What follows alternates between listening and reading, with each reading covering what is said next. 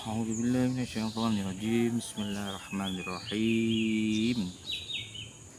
Rabbi shrah li sadri wa yassir amri wahlul 'uqdatam min lisani yafqahu qawli. Amma ba'du. Sahabat-sahabat, teman-teman, para subscriber saya yang jauh di sana, yang dekat di sini, semuanya mudah-mudahan dalam lindungan Allah Subhanahu wa taala. Amin ya rabbal alamin.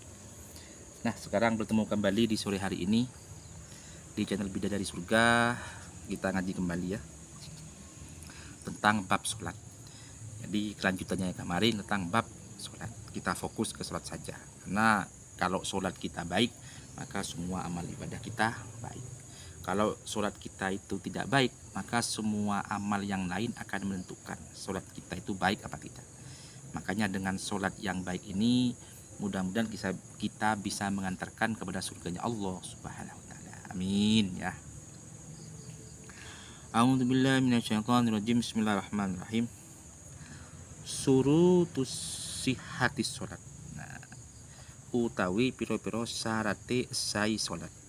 Jadi syarat sahnya sholat di sini as-sholati iku limo. Surutus sihatis sholat utawi piro-piro syarate sai sholat iku limo. Jadi syarat sahnya sholat itu ada 5. Ya, bisa dipahami ya. Jadi syarat sahnya sholat ini ada 5. Yang pertama, at-thaharatu minal hadasaini. Suci saking hadas loro. Satu itu sesuci dari hadas 2. Jadi bersuci dari hadas 2. Maksudnya syarat sahnya sholat. Maksudnya dari suci hadas 2 maksudnya bagaimana? Ketika kita bisa melakukan sholat kalau kita tidak lagi punya hadas kecil atau hadas besar. Ini bisa kita lakukan. Ini sholat yang pertama ya. Jadi harus kita jauh dari dari hadas kecil maupun hadas besar. Artinya punya wudhu dan tidak berhadas besar. Jadi kalau kita lagi tidak punya wudhu, segera melaksanakan wudhu. Hukumnya orang yang berwudhu itu sunnah. Tapi kalau ketika melakukan sholat ya terjadi wajib kan begitu. Yang hadas besar pun juga begitu. Kalau selesai berhubungan dengan suami istri, jangan langsung sholat ya, harus mandi dulu. Mandi pun itu ada 2 ya. Ada yang mandinya biasa, ada yang mandinya berhadas. Kalau mandi itu pasti adus. Kalau mandi belum tentu adus, kalau adus pasti mandi. Maksudnya bagaimana? Kalau mandi terserah. Bisa rambut dibasahi, bisa separuh badan dibasahi, bisa hanya tangan dan ini dibasahi. Tidak ada ketentuan khusus. Tapi kalau hadas itu ada ketentuan khusus ya. Ketentuan khususnya bagaimana? Ketentuan khususnya yaitu wajib membasahi semua atau sekujur tubuhnya. Jadi wajib kita membasahi sekujur tubuh. Jadi sekujur tubuh harus kita basahi. Sekujur tubuh ini harus basah semua. Dan itu pun harus diikuti dengan niat. Nah, usolli sih. Nawaitul ghuslah lirafil hadasil akbari fardhulillahi ta'ala. Harus jelas begitu. Harus ada niatnya. Harus diucapkan dengan lisan.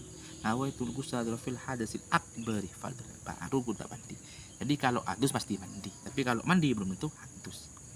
Ya, jadi kalau teman-teman, sahabat-sahabat, kalau selesai berhubungan badan sama istrinya jangan langsung sholat ya, harus kita melakukan mandi dulu, mandi hadas dulu ya, hati-hati ya, mandi hadas dulu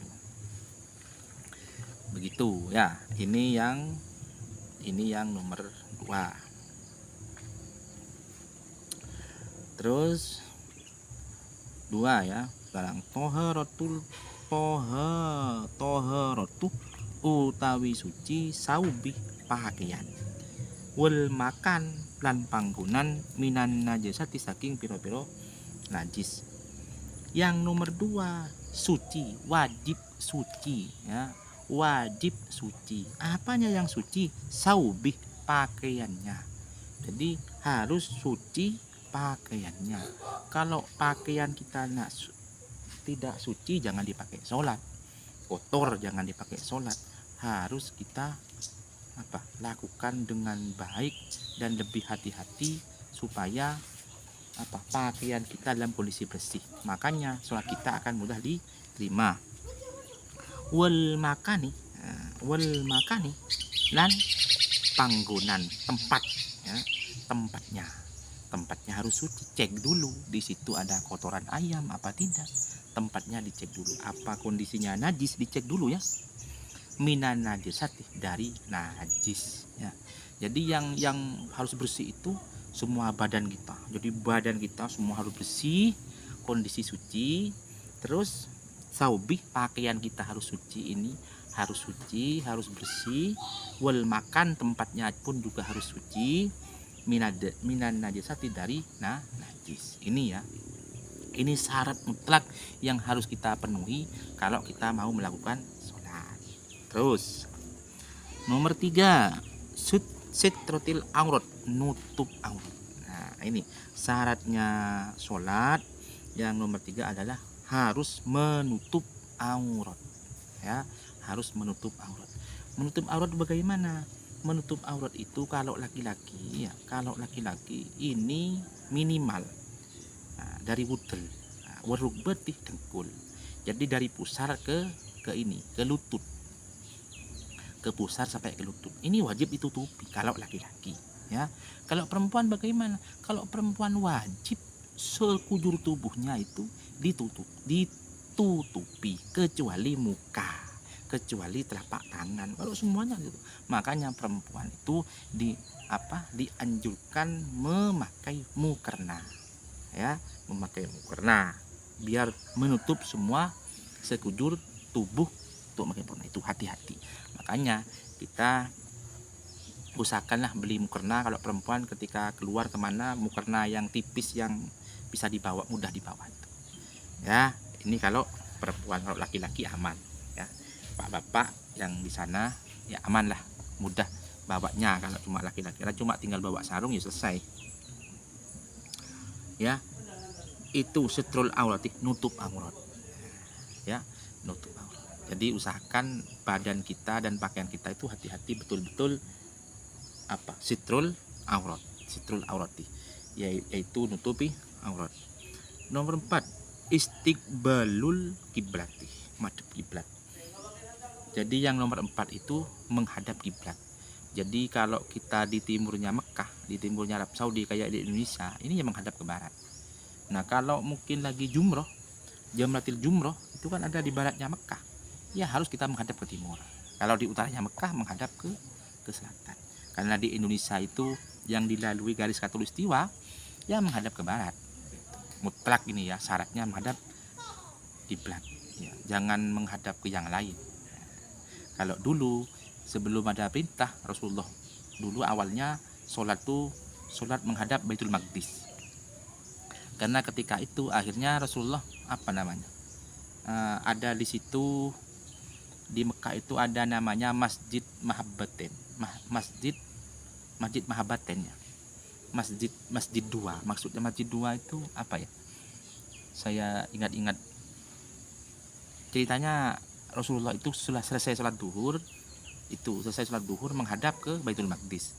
Setelah itu ada Jibril turun memberikan wahyu, akhirnya disuruh sholat lagi menghadap ke Mekah. Akhirnya sholatnya 2 kali. Makanya di situ dinamakan Masjid Mahabbatain. Nah, itu ya. Jadi menghadap ke Mekah. Ingat ya, jangan menghadap kemana-mana. Itu nomor 4. Nomor 5, duhurul wakti, manjing waktu nih sholat. Jadi kalau kita melakukan sholat harus sudah waktunya. Kalau belum waktunya jangan sholat, tidak sah sholatnya. Atau waktunya sudah habis, ya, hati-hati. Nanti ada tata cara khusus waktu dan jamnya kapan waktunya sholat. Ini bisa kita lakukan, ya. Makanya hati-hati kalau duhur jam berapa, asar jam berapa, ini hati-hati. Khawatir belum waktunya sholat, atau sholatnya itu tidak tepat waktu, lalai. Ada dalam Al-Quran tuh celakalah bagi orang-orang yang lalai dalam sholatnya. Makanya jangan kita sampai lalai dan sholatnya tepat waktu. Dah, mungkin itu teman-teman, sahabat-sahabat, para subscriber saya yang saya bisa saya sampaikan. Mudah-mudahan semua dalam lindungan Allah Subhanahu wa taala. Amin ya rabbal alamin. Kami akhiri, wallahul muwaffiq ila aqwamit thoriq. Assalamualaikum warahmatullahi wabarakatuh.